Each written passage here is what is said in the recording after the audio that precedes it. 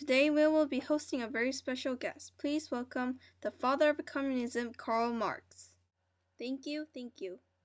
Please tell us about yourself, Mr. Marx.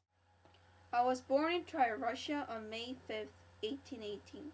Our family was a Jew, but my father decided to convert to Christianity in order to protect our family from increasing anti-Semitism.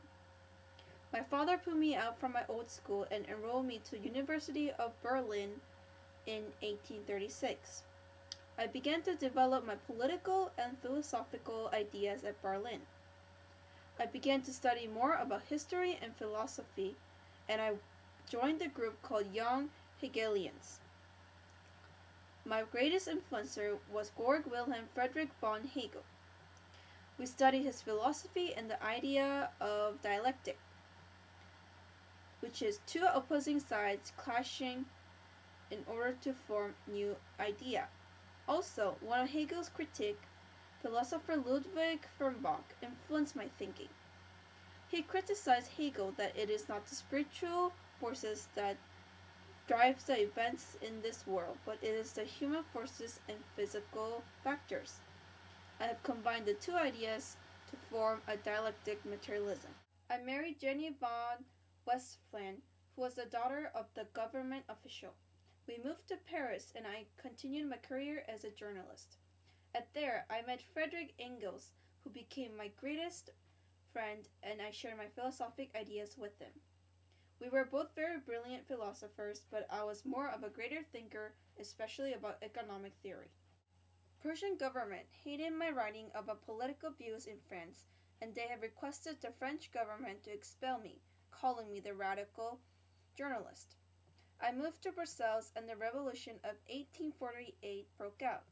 That year, Engels and I published one of our famous work, Communist Manifesto. The gap created between the wealthy and the poor during the Industrial Revolution has also influenced my idea of communism. I believed that the working class was basically enslaved to the dominant class. I tried to ban the exploitation of bourgeoisie and the lower working class. The bourgeoisie only gained profit from the workers.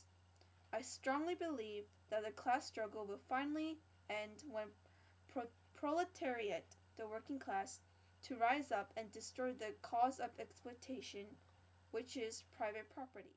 What is the main point of your philosophy? Before I say anything, my other fellow radical thinkers and I called our philosophy communism in order to differentiate with socialism. The most important main point of communism is that in order to end the exploitation, like I said before, private property should be banned. If no one owns any private property, people would have all things in common and the distinction between classes would be gone. All people would be under one control and they will work as one community. I can say that once the society has reached a stage where there are no classes nor private properties, the society is living in true communism. Thank you very much, Mr. Marx. Anything else to say? Other than publishing Communist Manifesto, I have contributed many articles and writing about communism. I have formed the International Working Men's Association in 1864 in order to spread the idea of communism to other workers in the world. Although the organization dissolved in 1876, I kept contributing my work on communism. I am the founder and the father of communism.